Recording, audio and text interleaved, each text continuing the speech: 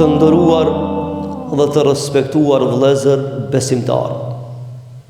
Me të vërtet, Zoti i Madhrishëm e ka pasuruar jetën e besimtarit me mësime, detyra e adhurime nga më të ndryshmet, duke filluar nga ato ditore, javore, mujore e vjetore, ku secila prej tyre është mësim dhe shans në vete për besimtarin që ta pastron ndërgjegjen dhe ta forcon besimin në Zotin e Madhrishëm.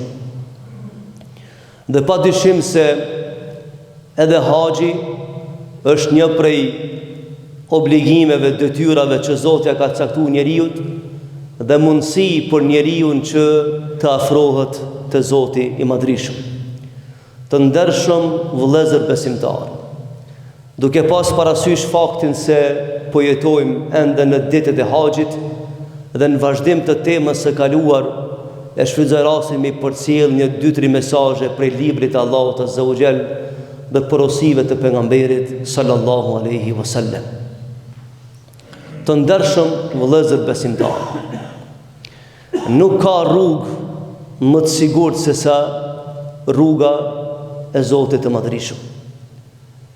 Nuk ka përgjigje më të mirë se sa përgjigja ndaj krijuesit, ndaj atij i cili të ka kriju, të ka furnizuar dhe të mbështet në rrugën e jetës. Nuk ka destinacion më të mirë se sa i cili të çon në vendin e duhur, në rrugën e duhur dhe të përfundon aty për ku je nis me lejen e Zotit të Madhrishëm. Të ndershëm vëllezër, haxhi është përgjigje ndaj thirrjes së Zotit të Madhrishëm. Dhe Zoti i Madhrishëm thot në Kur'an fa'adhin fin nasi bil hajj. Dhe ti thirrë njerëzit le të vinë, le ta kryejnë këtë obligim të madh. Ya'tuka rijalan wa ala kulli dhamirin ya'tina min kulli fajjin amik. Tha do të vinë njerëzit me mundësitë e tyre nga skajtë të ndryshme të botës, të gjithë për një qëllim, më përgjigj thirrjes së Allahut xhalla wala. Të ndershëm vëllezër, keni pa në jetën e kësaj bote kur ti merr një ftesë për dikun, me një ceremoni, me një takim, me një diçka të rëndësishme. Shpesh herë shikon edhe ftesën, ndihesh i lumtur, veshësh bukur, mendon çka më folë kështu me radhë dhe me një farë forme nihesh krenar.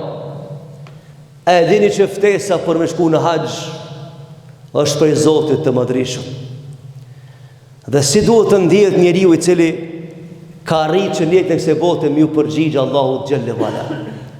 Dhe jo rastisht për me bën jetë haxhin kërkohet definitivisht ta fjalia e famshme që dëgjojna lebeik Allahumma lebeik. Tu përgjigj o Zot, tu përgjigj o Zot. Domethënë ftesa ka ardhur prej Allahut Azza wa Jall dhe njeriu fatlum, ai cili ka pas fatin me vesh shpejt ku në ihramit, në vendin e duhur, në kohën e duhur, dhe m'ju përgjigj ftesës duke thënë lebeik Allahumma lebeik, tu përgjigj o Zot, tu përgjigj o Zot. Dhe thot pejgamberi sallallahu alaihi wasallam, kur njeriu e thot këtë fjalë dhe është në ihram, është në ato teshat e bardha, Zoti i Madhrishëm e thot me lajkeve, shkruani në librin e atyre që ju kam përgjigj unë nesër në ditën e gjykimit. Shkruani këto njerëz në regjistrin e veprave, emrat e atyre që ju kam përgjigj edhe unë në nesër kur kanë nevojë për Allahun xhalla wala. Të ndershëm vëllezër besimtar, në ditën e Arafatit mes kohës ikindis dhe kohës së akşamit, zbret Zoti i Madhrishëm me qiellin e dunjas, ashtu siç i ka hije lart madhrisë së tij, jashtë çdo personifikimi që mund t'ja bën njeriu. Dhe zbret në qiellin e dunjas dhe i thot me lajkeve, kush janë këta njerëz që po e thojnë fjalën lebeik Allahumma lebeik, tu përgjigj o Zot, tu përgjigj o Zot. Nga kanë ardhur njerëz, Allahu pyet pse është i gjithdijshëm. A e din në detaje jetën e secilit njeri. Madje në ahiret vëllezër Allahu thot la takhfa minkum khafiyah. e mbrenshmja që se ka ditë askush, këtë dunja nesër del në shesh, e ka ditë që veç Allah Azza wa Jall. Allah o ditë gjithë shka, po i thot me lajke, kush janë këto njerës? Ata dhe në o Zot, ata shka po e dëgjojmë na dhe po e shofëmi na detyra jonë me shkru. Po i shofëmi se kanë ardhur për vendeve të ndryshme, edhe kanë të njëjtën fjalë që i ke mësuar ti, tu përgjigja Zot, tu përgjigja Zot. E çka dojnë ta këto? Çka kërkojnë do? Ata kërkojnë falje, kërkojnë mirësi prej teje, kërkojnë shpëtim, udhëzim, dhe mbi gjitha kërkojnë që nesër në ahiret ti t'i bësh të banorë të xhenetit. Allahu Jalla wa Ala thot me lajkeve, e dëshmoni pra se s'ka kush që falë përveç meje. Dhe për derisa këta po e din adresën se kush është falësi, dëshmo se kam i falë. Pra kjo është merit e madhe, që Zoti i Madhërisëm, shance e madhe, që Zoti i Madhërisëm ja ka dhënë njeriu në jetën e kësaj bote, për me dalë, për me kalu nesër në botën e përjetshme me faqe të bardhë. Dhe e dyta, vëllezër të ndershëm, për shkak të kohës, në ditën e Arafatit, sa ishte gjallë pejgamberi sallallahu alaihi wasallam në hyrje të kodrës së Arafatit. Sepse kodra e Arafatit, vëllezër, që ndajherë ja vlen të flasmi vetëm për kodrën e Arafatit. Sepse ti mundesh me pa kodra të ndryshme në kësaj bote ka dush. Ndoshta më të mëdha, më mahnitse, sepse çdo argument këtë dunjë dëshmon se krijuesi është perfekt. Allahu Jalla wa Ala, çka do që të këshirën këtë dunja prej krijimtarisë Allahut Azza wa Jall, se cila dëshmon në vete se krijuesi, arkitekti i botës është perfekt, Allahu Jalla wa Ala.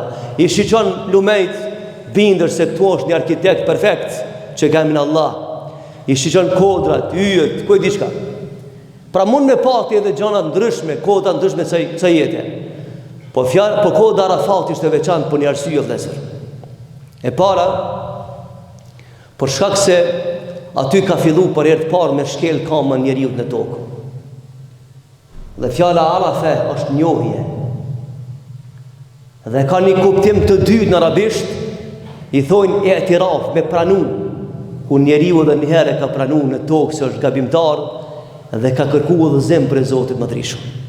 Imagjinoje veten me një shtet panjor, me një vend diku ku ti lyp argumente ka të kthehesh ose ku të rendohesh. Dhe njeriu i parë Adem alayhis salam shkel për herë të parë në kodët e Arafatit, s'din ka ama sepse terreni i kësaj jete është shumë i ashpër, sidomos në kaluarën. Edhe ky thotë o Zot, unë jam i njëjti krijesë që kam nevojë për ty. Nëse ti s'u udhëzon, unë humbi rrugën e jetës. Dhe unë po e pranoj se jam i dopt. Dhe kërkoj mbrojtje dhe udhëzim prej teje.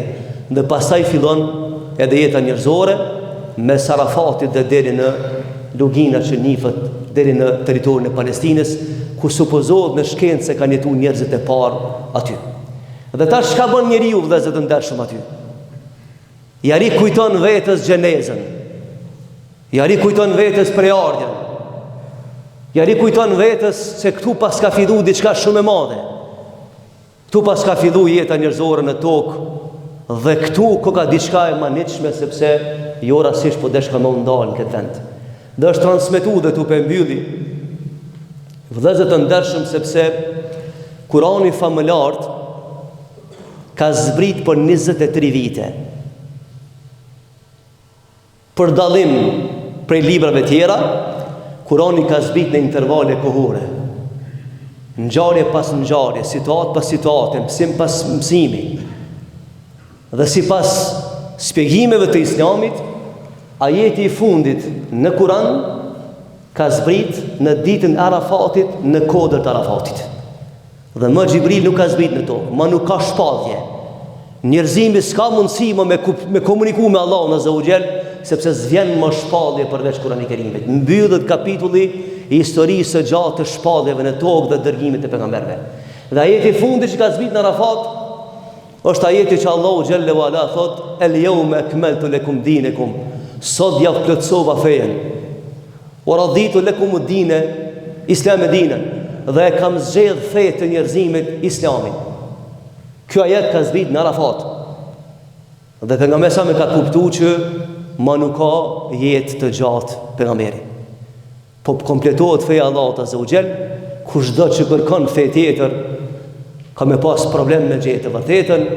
Kjo nuk zavendësohet, nuk rishpallet, të lumt ata që qëndrojnë besnik kësaj rruge, sepse e vërteta është kjo. Dhe është transmetuar vëllezër të ndershëm se një ditë prej ditëve, kur ka qenë Omeri halife, mas vdekjes së pejgamberit sallallahu alajhi wasallam, vjen njëri prej benefisit të jehudëve, në njëri i meqëm, dhe thotë: Omer, o i halife, thotë ka zbrit një ajet në librin e juve, thotë që me pas zbrit, thotë tena, në Tevratin asaj kohe, thotë e kishmi shpall ditën më të lumtur të jetës. Omeri thotë: për cila ajet e ki fjallën? Thotë: për ajetin që Allahu po thotë sot e kam kompletu fejen. Që ka dash mi thonë njerëze, s'ka më verzion tjetër të saktë që të qënë të Zoti Madhërisht.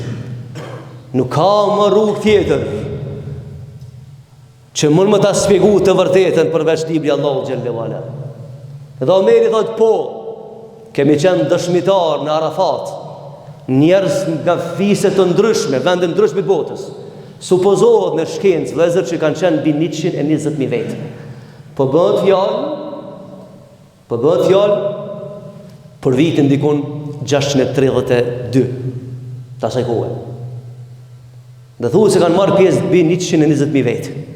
Dhe pejgamberi sallallahu alaihi wasallam në kodër të Arafatit i përcjell një numër të madh mesazhesh që janë bë burim i legislaturave të ndryshme gjatë jetës.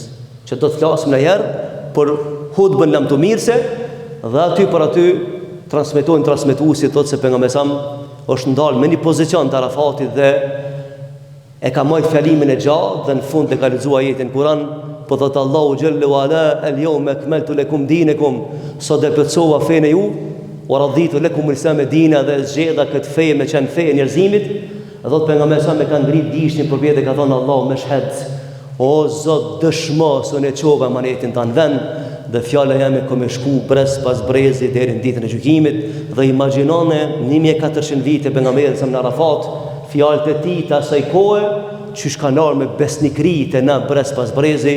Dhe ne sot këtu me një fshat të këtij shteti të bukur të Kosovës flasmi sikurse me pa Resulullahin dhe sikurse me përjetu kohën të cilën ka zbrit Kurani familjar.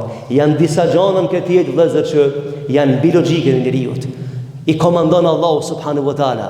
Dhe një prej tyre emaneti kësaj feje është garancion se Allahu subhanahu wa taala ka me përcjell të brezat e ri. Dhe është transmetuar dhe po e mbylli, thuhet se Ibrahim alayhis salam, ato që shkojnë në haxh e shohin atje me kam Ibrahim, është një guri, edhe është kama e Ibrahimit alayhis salam. Një guri. Zakonisht guri nuk e peshon kamën. Guri është i fortë, njerëz në trus. Sidomos gurët e Mekës që janë vulkanik, janë shumë të fortë. Ka shpjegime ndryshme qysh. Një prej tyre për shkak të peshës së emanetit. Sa Allahu ka thënë pejgamberin Kur'an: "Ulqi alejke qawlan thaqila." Mahu se po ta zbresmin emanet madh, kjo fe nuk ka gare. Kjo është emanet i madh. Kur ta pranojsh matu. Dhe thuhet se Ibrahim alayhis salam ka shkel atë guri, edhe Allah ka thonë: o Ibrahim, drejtohu tash botës, dhe thirrë dhe vin hax. Në atë kohë vëllezër Mekka ka qenë e pabanueshme. Me mija kilometra 4 orë, as një shtëpi ka qenë. Veç shtëpia, veç qabja. Edhe Ibrahim dhe thotë: Zot, po kush më ngon mu, veç vetë jam këtu. Kush ka me ditë rrugën me ardhë unë këtu, me ditu në qabe? Allahu thotë: e jote është me thonë. E pasaj ti si e dëshmitar i asaj shka vjen mas teje. Se si ka me shku emanet jem për as pas brezi, deri ditën kur thejnë të Allah azza wa jall. Dhe nësot shkojnë 3-4.000 vjetë të histori, edhe i gjejmë gjurëm dhe ati që ka thonë: unë e pyta emanetin, e pasaj emanetin për aldërzaj të tëre që vinë pas meje. Dhe inshallah Zoti Madhërisht na bën për atyre njerëzve që nuk dalmi prej kësaj bote pa ne mundsu me vesh një petkun e haxhit, edhe me adhuru Allahun azza wa jall në shtëpinë e tij, me u lut për të mirat e kësaj bote edhe të botës së përjetshme, dhe me krye emanetin me cilën e ngarkua Allahu xhalla wala. Tu pe përfundoj për shakos me vazhdu inshallah taala në xhuman arshme. Walhamdulillahi rabbil alamin. Al-Fatiha.